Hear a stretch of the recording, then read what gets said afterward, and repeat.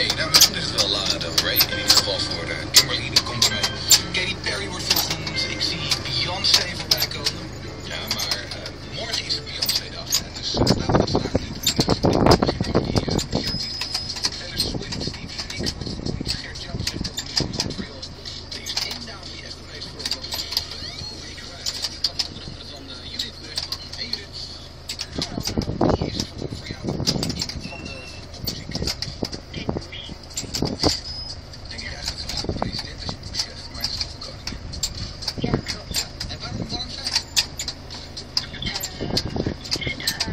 Gewoon, het is ook zo'n sprookjesachtige muziek en ze kan heel goed dansen en het is vooral heel erg jeugdsentiment.